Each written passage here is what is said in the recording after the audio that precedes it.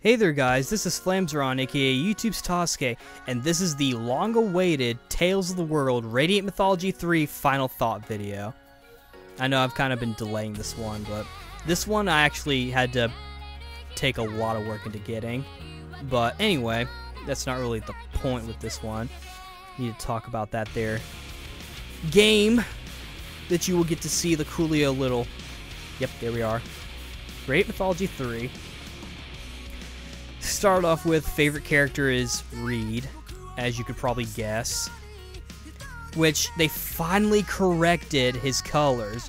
In Radiant Mythology 1 and 2, he had fucking pink hair and he wore like really light colored, he was really light colored.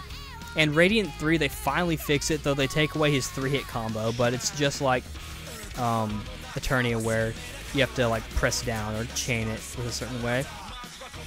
Which, you know.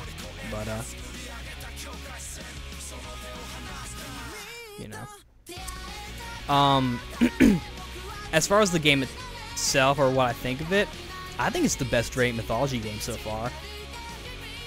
Not only does it, and some might argue like, no, it's not. It doesn't have all the characters that we want, and it also doesn't have all the arts for the characters. Well, first of all, you know, that's bull. It has so many characters in this game. It doesn't have everybody, but for several of the games, they have pretty much all but one character. You know? It's a little ridiculous, to be honest. You don't really need to, yeah. It has plenty of characters, so don't complain about that. Arts, that makes sense to me. I mean, because some characters share arts, and it would be kind of, I don't know. Not really know, but anyway. Oh, and should we know that, yeah, Crest can actually 3-hit combo. But, sorry that this is kind of chunky. I had to kind of put them together myself. But,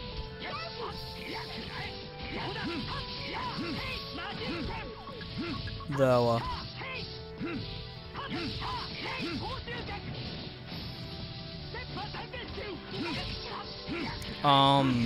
yeah, kind of just lost my train of thought, I guess. But anyway, the game itself, I think it really is the best. Not only does it have, it has so many, I've already said that, but, it has so many characters, so a lot of, like, you'd have to be, like, a hardcore fan that have, like, a character that, like, I mean, like, Groon's not in this game. You have to be, like, a fan of Groon or something to really care, in my opinion, but a lot of the characters are in, and I was satisfied. Can you really expect them to put so many characters, you know, in one little thing? Of course they're not going to put in every character. They don't have the space for it. But anyway, one thing that I want to, I guess I should probably talk about, like, the skits, you know, good as usual. Though I feel like there's sometimes too many of them, and being the little completionist little bitch that I am, or what's the word? OCD, the little bitch that I am, I have to watch all the skits, no matter whether or not they're voiced or not. When they're not voiced, I just skip them, but or go through them. You know, that's just me. But they're fun. Actually, for the skits, some characters have some new skits that were made just for this game, either because they didn't appear for very long and so they didn't have much variety, or they're older characters and they didn't have too much variety to begin with because, you know, they're older characters. It was before they took it seriously. Like Keel has a new one, Suzu has a new one, which is very obvious. What else? Long-haired Luke has one. Yeah, long-haired Luke's in this one instead of short-haired Luke. I prefer short-haired Luke, but that's a different kind of story. The music, it's actually original music, believe it or not. They don't use hardly any tracks from the game, except for the arena where they let you have like they have you choose like your track from the Tales game, like in the arena. But in this one, like as far as the regular game goes, they use different tracks, and they're actually really good. Like some of them I would even like sit there and just listen to, even if it was like a major scene. And also this game had anime cutscenes, not the ones like in Radiant 2 where they were just kind of pictures that would talk. They literally are animated cutscenes, like fully animated. It's really, really nifty. So that's pretty cool. But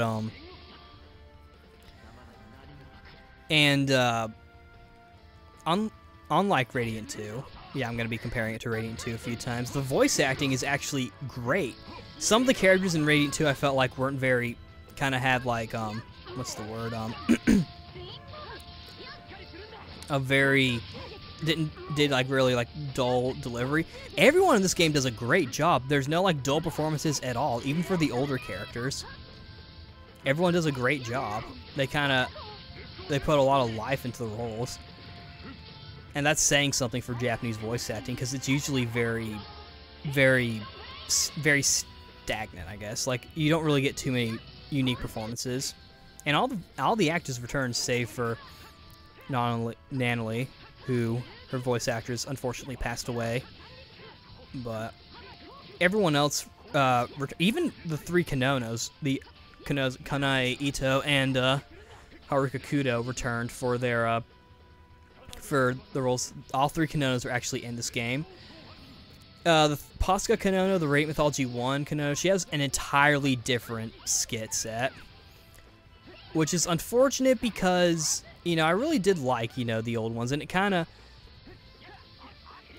made everything look, and it, you know, I mean, it wasn't really great, but from a standpoint of a character coming back, I think it would be fitting, just because, you know, now she looks different, even though it's the same actress and same character, and she even looks pretty much exactly the same. I do understand that, though, her skits, they didn't really change that much. She was usually giving, like, the same kind of position with her skits. Oh, and Lilith also has some new ones. But anyway.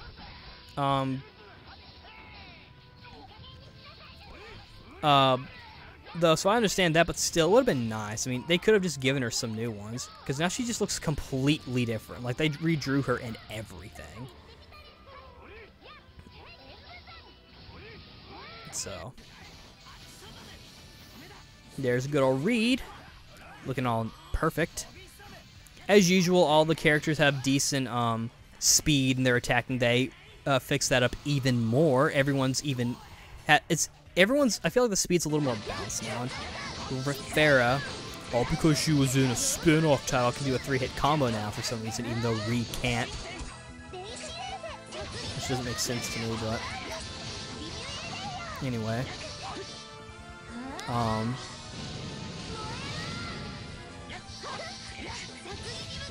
You know. Anyway, what was I saying? Anyway, yeah, they changed up her skits, but I mean, it's still fine and whatnot. And like I said, everyone did a great job with their voice acting. I actually didn't think we'd see the original Konono come back. I heard it was like a contract thing. Even Mormo comes in. You actually get a chance to fight him, as well as the Wittershin and Gade from, or Gued, or whatever you call them, from Radiant Mythology 1 and 2, the final bosses of those games. You don't get to fight their final forms, but, you know. And like, you know, the previous one, they include all the original characters that were in the first one, but they include some new ones, like Merity's a new one. Even Keel, who his voice act, it was like he had never done the character before. He kind of got back into the groove. He sounded more like the way I remembered Keel talking from what little I heard of the Japanese version.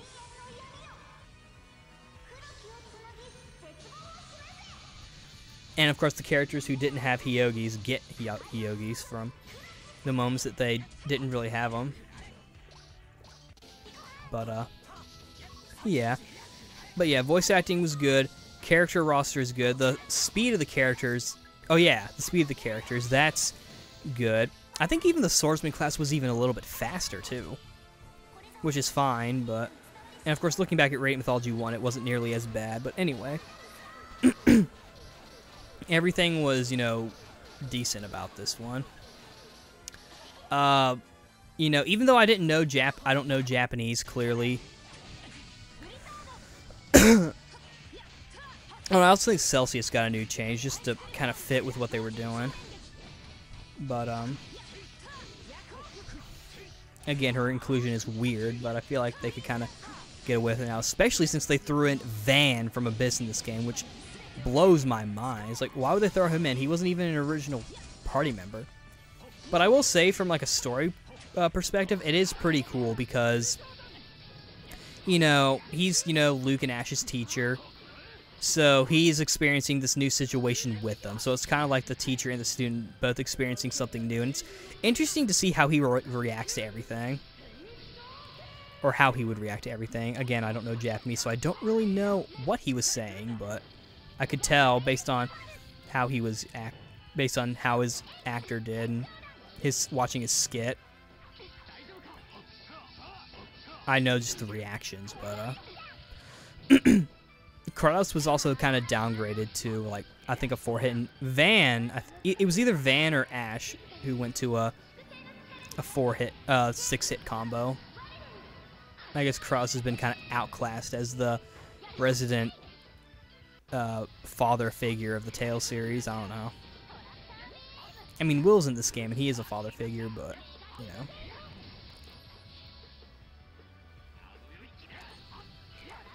Yeah, it's a different kind of story entirely, I suppose. So it's interesting to see the character interaction in that thing. And I think how they explain Luke and Ash, they use the same one as before. They're like long-lost twin brothers. How they explain Leon and Judas, I have no idea. I think they don't even try. I don't know, maybe they have it to where Judas is from the future, and he's like, you need to change your ways, Leon, or else you're going to screw up and be a douche to everybody. Even though, according to the people who either read scripts or just kind of know the characters more than I do.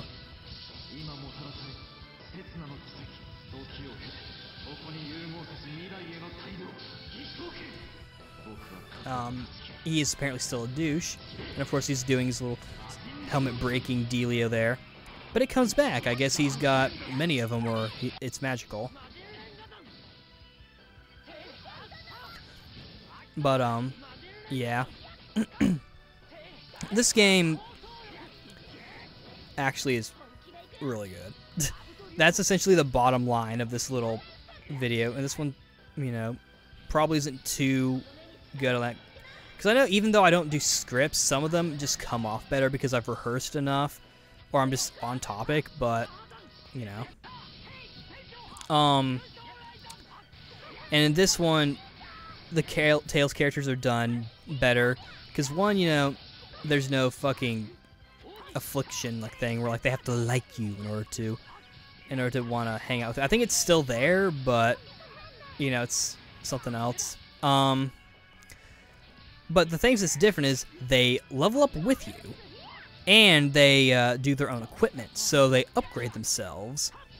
Now, something really stupid they did in this one was that they made it to where when you want a character to leave, you have the option to take away all of their equipment, which is stupid. Do not do that ever. That is a trap. The game even puts it on no, because they assume you're going to want to say no, but you can get confused at the same time. So, if you know Japanese, you won't have too much problem, but if you don't know Japanese, like you imported it, then try and be careful. On that note, I don't really think this game would benefit from coming out, even though it is an awesome crossover, and again, I do think it is the best out of the three. They have some jokes in there that are very Japanese.